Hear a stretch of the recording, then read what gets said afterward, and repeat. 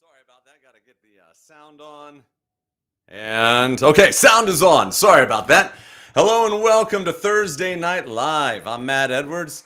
I am a professor, an author, a voice nerd, and I'm here tonight to share some knowledge with you about how to fix a tight throat. This is something that I meet a lot of singers who are struggling with. They're not quite sure why, and they'll come seeking help. And so what I thought I'd do is tonight go through and just talk about what are some of the things that cause this tight throat and how you can address them and give you some exercises so you can go and experiment a little bit on your own. So if you're tuning in tonight, feel free to drop in any questions you have in the chat. I'll be keeping an eye on that, and we can try to cover those questions for you as well. And for now, let's just jump right on in with the beginning of, I think, most vocal issues that we deal with, which is registration. So registration is a term that we use to describe a series of pitches that have a similar sound to with across a vocal range. Okay, so if I'm singing that's all one register. Okay, if I switch midway and get a different sound like I just went through two different registers, and that little blip that's in the middle, that's what we call a break. And so the two main registers that are your extremes are what are called chest and head. Chest is that real buzzy sound, that quality, and head is the really breathy quality.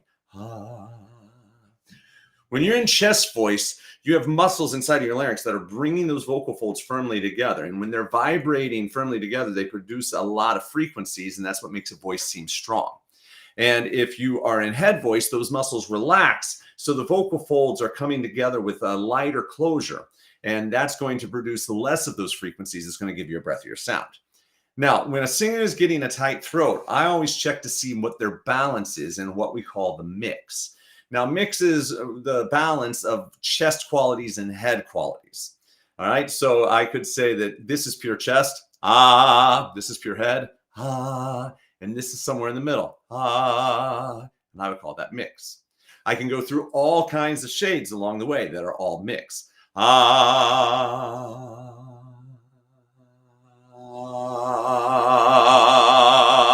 Everything between those two extremes, mixed voice. So a lot of times when a singer is in their mix and feeling tightness in the throat, the problem is that they're carrying up too much chest voice. And what happens is when we get those vocal folds pushed too firmly together, that's what we would consider too much chest voice. Air pressure builds up beneath the vocal folds and it'll start to push that larynx up. And when you push that larynx upward, muscles above and around your larynx will react and start to squeeze in. And as they squeeze in and tighten your throat, it's going to stop you from getting the sounds that you want. And it's going to be uncomfortable, kind of give you that grunting feeling, which is bad. We don't want that when you're singing. So what you're going to need to do to address this is try to bring in a little bit more head register. Now, head register can cause tightness in the throat, but it's usually when people don't understand that in head register, there's a lot of airflow. So if you're just trying to squeeze your voice quiet, that'll create a tightness. But as long as you're letting it really be that breathy, light closure, it's not going to get tight on you. So the first step is to get that kind of vocal quality running in your voice throughout your range. So all the way, got a drum sound on the keyboard. Don't know where that's coming from. I do see it's over here. Then we'll silence GarageBand over here. Sorry about that. Here we go. Jumping back over into the Restream. I had GarageBand in the background. We're going to get sounds. Yeah, we got sounds. All right. So what you're going to do is go throughout your whole range with that light vocal fold closure. And what that's going to do is it's going to encourage your throat to relax. If you feel yourself starting to stifle the sound, that's the wrong way to do it. We don't want held sounds. We want free sounds. You're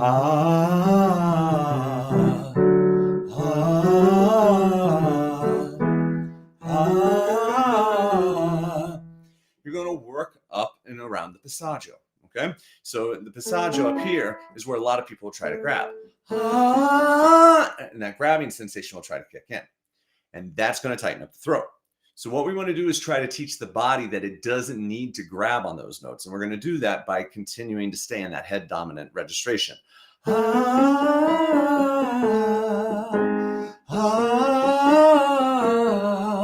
And you're just going to work that quality until it feels really comfortable throughout your range. Some people are going to find that closed vowels are better. So if you have tongue tension that's creeping in, or the ah vowel just feels bad, you can try it on oo or o. Up high would be or o vowel. Okay, so pick whatever vowel is going to work best for you. Then what you're going to do is slowly try to bring a little bit more chest into the mix. Starting from this light place, you're going to just slightly pull those vocal folds together. So if this is the light place, I'm going to intensify it a bit. And I'm going to work that intensified sound throughout my range. But I'm not going to that full chesty place or even my full mix. I'm just trying to get my body to realize that I can bring those chords together a little more firmly without squeezing those throat muscles. Okay, so we're going to work up and down throughout the range doing that kind of work. When that feels comfortable, we'll see if we can take it a notch further. Can we go from oh to oh? If not, we'll alternate between the two until we can. So like if I felt tightening happen, I would want to go oh,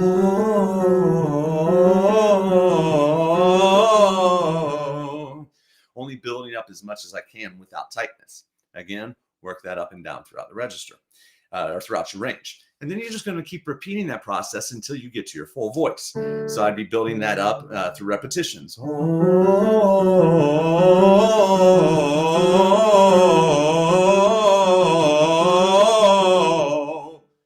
But with each repetition of increasing that vocal fold closure, I should be able to keep the throat out of the way.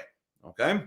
And then once we've got the lightness, we can start playing with some of the other registration choices that we've talked about on the show before. The ways that we do that exercise I use to demonstrate the variations of mix, where you start with your full voice, you transition to your head voice, and then you transition back to your chest voice, or vice versa, starting heady, transitioning to chest, and then coming back into being heady. So any of those exercises can be really valuable to you in increasing your body's agility and coordination to control registration. Now, sometimes you'll be working on registration and it's not enough. You still have some tightness in your throat. So that's when I start troubleshooting to see what else could be in the way. A lot of times it's, like I said, it's just too much chest. We get that out of the way, no more tightness in the throat. But if that's not it, the next thing I'm going to want to look at is your alignment. And I'm going to use a model here to kind of show you what I'm talking about. So this is a model of the head, what it looks like inside of your instrument. These are the vocal folds that are down here, and the larynx is this whole area right here. This is what's called the epiglottis. It's what helps keep you from swallowing food down into your lungs. This is the soft palate. It's that little dangly uvula thing right there. When that lifts, it helps close off your nasal ports, so that way you're not singing with nasality. This is the tongue over here. And these right here are the cervical vertebrae. These are the vertebrae that help keep your head, balanced on top of the rest of your body.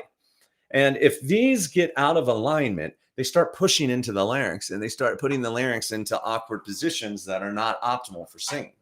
So the next thing I'm going to want to check is see if you're jutting your head out, because if you are, that's going to start to creep in and cause tension in here as well. So what we want to do is think of our head balancing at this little bump that's on the back of your neck. So if you bend over, drop your head down, you'll feel a little bump. That's the connection point between what are called the thoracic vertebrae, that's what your rib cage is connected to, and those cervical vertebrae, which is what your head balances on. And you're going to put a finger right there on that back spot, this little hump that's right back there. And you're going to try to get your head moving around until you feel like all those vertebrae are distributing the weight of your skull right down onto that little joint. When you're in that place, you should feel that the spine, the cervical vertebrae, which are coming up to balance your skull, is balancing right in between your ears. Okay. So you have the weight of your head being balanced on that joint right in between your ears. And then the weight is then traveling down to that little joint and connection point there. And you should get a fairly straight neck position when you find that place. Then I want you to vocalize in that neck position. Now, if you've got tension, as soon as you sing, a lot of times your neck will just jut forward automatically. So you're going to have to really start slow and easy. And a lot of times what I'm going to do with a singer in the studio is take them back to head voice. Because again, a lot of these things are interconnected. And so, yeah, we correct the posture. And if it kicks right back in, then that tells me if the registration is too heavy, that the two are intertwined. And I got to get the registration back down to get the posture to line up. So we would go with a head dominant registration. Trying to find the ideal alignment of the neck onto the spine and see if that helps relieve some of the tension from the throat. And a lot of times it will. There's all kinds of muscles. We'll grab another model here. There's all kinds of muscles that surround your larynx. This is your larynx. And these muscles that come down, they connect to your sternum. There's muscles that connect back up to the skull, back into here. There's even a muscle that comes down into your shoulder blades. And these muscles, when they start to contract, trying to perform the actions that they're supposed to for neck movements, for swallowing, etc., when they contract, they can squeeze around the larynx. And if they do, that's going to give you a tightness, and it can inhibit your larynx from tilting, which is going to make it hard to stay on pitch or to reach some of those higher notes that you might be wanting to reach. So we got to check alignment. And, you know, I could really go into this for, you know, an entire show and bring on some experts to talk about alignment. Maybe we'll do that one night. But there's clearly other parts of alignment that we would want to look at. We would want to take a look at the entire structure of your body. Is your, you know, how are your feet balanced on the ground? Because if you're rolling your ankles out, that throws everything else up, up the rest of your body. So we need to make sure that you're on the tripod of the foot so that that's, you know, a solid grounding. Then we want to make sure that your leg bones are connecting into the ankles in the right way and distributing weight down into your feet. If they're not, that can cause you problems. We want to look at the way that your pelvis is situated on top of your legs, because if it's tilted, it's tilting the rest of your spine. It's going to throw off your breath, going to throw off your voice and resonance and everything else as well. But for this particular issue of tightness in the throat, I usually start with that neck posture. And then if I realize there are other issues, I address those as well. Now, let's say we've checked registration, we've checked alignment. Another thing I'm going to keep an eye out for is the breath and what's the singer doing with their breathing. Now, if the singer is over breathing, it can cause tightness because they have more air in their lungs than they're able to use. And what happens is all that pressure just pushes up right on the larynx, and it causes a tightening sensation. So, you know, a lot of times singers hear that they need to breathe from the diaphragm. And so they start trying to get that right. And they're actually over breathing for the style of music they're singing. So, for example, if you want to sing some Billie Eilish, You Should See Me in a Crown, where it's got that really kind of a breathy approach, and you're taking a huge breath trying to engage your diaphragm, you actually have more air than you need to sing that small breathy phrase. And so what ends up happening is that air just gets stacked inside of your lungs. It's all pushing up against your larynx, and it causes constriction and tightness in your throat, which can lead to poor outcomes. So the first thing we're going to do is reduce the amount of air that you're inhaling, and say maybe take 50% of a breath and see if that relieves some of the tension off your throat. If it does, that tells us that we're right, that the breath is too much for your larynx to handle, and we do need to reduce that breath pressure. Now, if that doesn't work, one of the things we want to do is make sure that you aren't maybe needing a little bit extra contraction of the rib cage to power the lungs, to power the vocal folds. So in that instance, we're going to have you stand up, take a full breath, and then try contracting your abs at the beginning of singing to see if by contracting your abs, we can increase the airflow or pressure, depending on what register you're in, and power the vocal folds in a way that allows the throat muscles to relax. Now, a lot of times when we engage this, it actually does the opposite and causes tightening. Sometimes it does cause some release, But if it starts causing tightening, then that's telling us that, again, you don't need to engage that part of your body, that your larynx was fine without all that extra pressure.